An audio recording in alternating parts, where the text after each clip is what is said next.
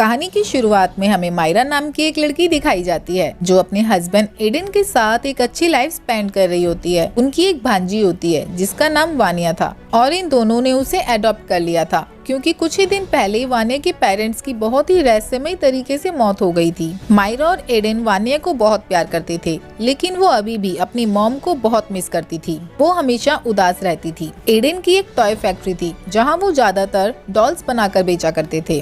कुछ ही दिन पहले उसने एक डॉल बनाई थी जिसका नाम सैब्रीना था और ये डॉल बच्चे बहुत शौक से खरीद रहे थे। एडन ने अपनी वाइफ मायरा के लिए बाकी सभी सैब्रीना डॉल से बड़ी एक सेकेंड एडिशन सैब्रीना डॉल बनाई थी जो कि बहुत सुंदर थी। मायरा को एडन का दिया ये तोहफा काफी पसंद आता है। फिर हम दूसरी तरफ देखते हैं कि वानी अपनी स्कूल में है। वहाँ उसका एक दोस्त चार्ली गेम खेल रहा होता है। उस बच्चे का नाम डीटो था और वह चार्ली की मदद से अपनी दादी की आत्मा को रियल वर्ल्ड में बुला रहा था। वानिया को ये सब देखकर बहुत अच्छा लग रहा था। डीटो वानिया को बताता है कि लोगों को इस गेम को खत्म करने के लिए प्रे करनी पड़ती है ताकि इस गेम में बुलाई गई आत्माओं को वापस भेजा जा सके। डीटो वानिया को iOS ऐप के बारे में भी बताता है जिसकी मदद से आत्माओं को ढूंढकर देखा जा सकता है। वानिया चार्ली गेम को डीटो से ले लेती है। अब हम रात में वानिया को देखते हैं जो चार्ली गेम की मदद से अपनी मॉम को इस दुनिया में बुला रही थी। वानिया को ऐसा लगता है कि उसकी मॉम की आत्मा रियल वर्ल्ड में आ गई है। वो iOS ऐप के जरिए उस आत्मा को ढूंढने लगती है। जाहिर है कि यह फेक थी। तभी वानिया को अपनी मॉम की जगह अपनी एंट मायरा दिख जाती है। मायरा वानिया को उसके कमरे में सुला देती है और सोने से पहले उसे सैब्रीना डॉल भी देती है। जब वानिया सो रही होती है तब हम सैब्रीना डॉल की आंखों को हिलता हुआ देख सकते हैं, यानी कि चार्ली गेम से वाकई कोई आत्मा तो आई थी और वो अब सैब्रीना डॉल के अंदर थी। अगले दिन हम सैब्रीना डॉल को घर में अपने आप जगह बदलते हुए देखते हैं, जिसे देख मायरा डर जाती है। रात को जब वानिया दोबारा से उस iOS ऐप को यूज करती है तो उसे एक आत्मा नजर आती है जो असल में एक डमी थी।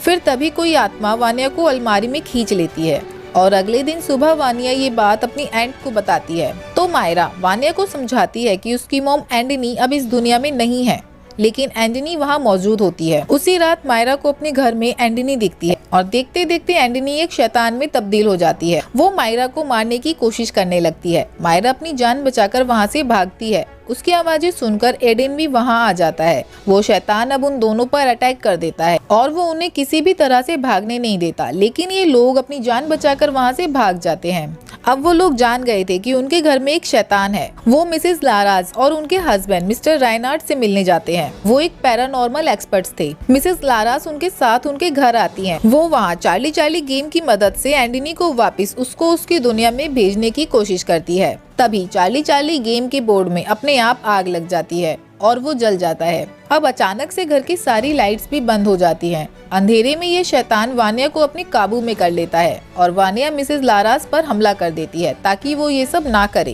लाराज किसी तरह से बचते हुए वानिया के शरीर से उस शैतान को बाहर निकाल देती है, लेकिन ये शैतान अब आजाद होकर उन सब पर हमला करता है।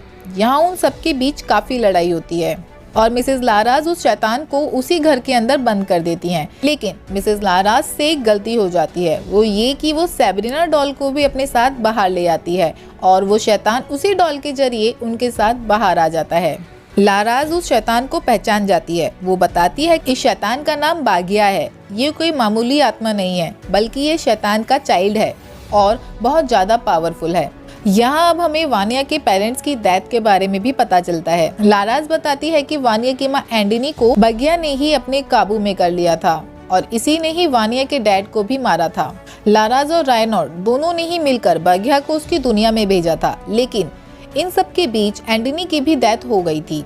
वानिया ने चार्ली गेम की मदद से एंडनी को वापस बुलाया था, तो उसके साथ बागिया शैतान भी हमारी दुनिया में वापस आ गया। बागिया को मारने का अब सिर्फ एक ही तरीका है कि लाराज बागिया को उसके असली रूप में विरासत में मिले खंजर से मारे, जिस खंजर को बागिया को मारने के लिए ही बनाया गया था। ये खंजर फिलहाल रायनार्ड के पास था। रायनार्ड के पूर्वजों को ये खंजर कई साल पहले एक गुफा में मिला था, जहाँ इस खंजर को खुद एक शैतान ने छिपाया था। अगले दिन बागिया का शैतान फिर एक्टिव हो जाता है और मायरा को अपने काबू में कर लेता है। मायरा सब पर चाकू से हमले करती है और वो सभी मिलकर मायरा को किसी तरह से उसके घर में वापस लाते हैं। यहाँ लारास मायरा को पकड़ के उस पर झाड़ फूक करती है, जहाँ हमें पता चलता है कि बाघिया शैतान को हमारी दुनिया में सबसे पहले किसी इंसान ने ही बुलाया था। और अब यहाँ मूवी की कहानी बदलती है। असल में काफी साल पहले एडेन का एक भाई था जिसका नाम आर्का था।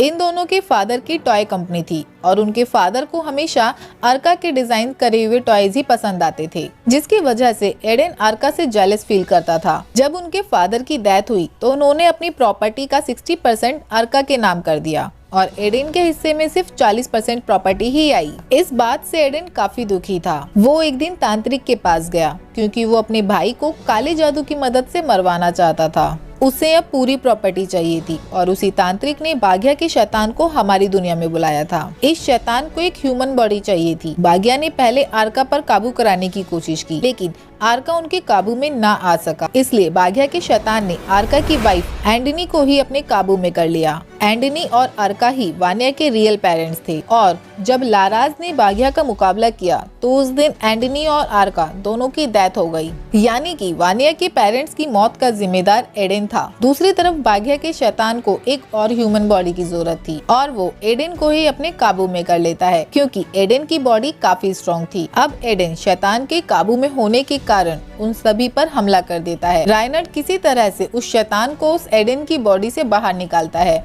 और वो शैतान अपने असली रूप में लारस पर हमला कर देता है। तभी लारस विरासत में मिले उस खंजर से बाघिया के शैतान को हमेशा के लिए मार देती है। फिर मूवी का आखिरी सीन दिखाया जाता है जहां पर पुलिस एडेन को अरेस्ट कर लेती है और फिर हम देखते हैं कि मायरा और वानिया दोनों हंसी खुशी एक दूसरे के साथ रहने लगते हैं। कुछ ही समय बाद लाराज और राइनर्ड को एक पैरानॉर्मल डॉल के बारे में एक खबर मिलती है। उन्हें पता चलता है कि सैब्रीना डॉल के जैसा एक और केस आया है और यहाँ पर मूवी खत्म हो जाती है।